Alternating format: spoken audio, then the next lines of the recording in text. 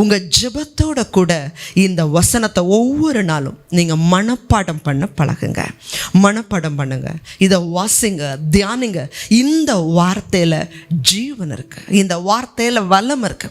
இந்த வேதத்தை யாரெல்லாம் கை கொண்டாங்களோ அவங்க எல்லாமே உலகத்தில் மிகப்பெரிய இடத்துல தேவன் வைத்தார். அது ஆவிக்குரிய ஆசீர்வாதமாக இருக்கலாம், உலகத்திற்குரிய ஆசீர்வாதமாக இருக்கலாம். இதே மத்தேயு புத்தகத்தில் நம்ம வாசிக்கிறோம், நான் சொல்லிய இந்த வார்த்தையின்படி செய்கிறவன் எவனோ அவனை கண்மலையின் மேல் தன் வீட்டை கட்டின புத்தியுள்ள மனுஷனுக்கு ஒப்பிடுவேன். பெரும் மழை வரலாம், புயல் வரலாம், காற்றடிக்கலாம், ஆனால் அது மேலே மோதியும் அது விழவில்லை.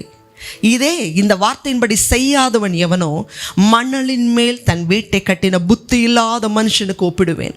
ஒரு சின்ன பிரச்சனை வந்தால் கூட எப்படி காத்தடிச்சா மழை பெஞ்சா மண்ணுக்கு மேலே கட்டின வீடு இடிஞ்சு போகுமோ, இந்த வசனத்துக்கு மேலே உங்கள் குடும்பம் இல்லைன்னா, இந்த வசனத்துக்கு மேலே உங்கள் வாழ்க்கை இல்லைன்னா, உலகத்தில் ஒரு சின்ன பிரச்சனை வந்தாலும் நம்மளால நிற்க முடியாது.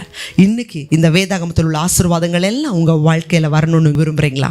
இன்றைக்கி ஒப்பு கொடுங்க. ஆண்டவரே, இனிமேல் நான் டைம் இல்லைன்னு சொல்ல மாட்டேன்.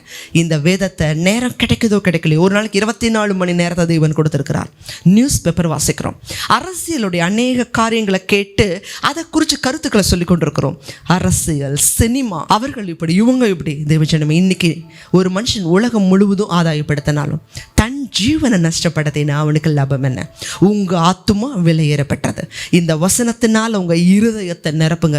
இந்த வசனம் சகல ஆபத்துகளையும் உங்களை நடத்தும், சகல பிரச்சனைகளில் இருந்தும் உங்களை தப்புவிக்கும், சகல காரியங்களும் உங்களை மேன்மைப்படுத்தும். இந்த வசனத்தினால உங்கள் வாழ்க்கையும் உங்கள் குடும்பத்தை கட்டுங்க. தேவன் நிச்சயமாகவே இந்த வேதத்தில் உள்ள எல்லா ஆசீர்வாதங்களையும் உங்கள் மேல் வர பண்ணுவார்.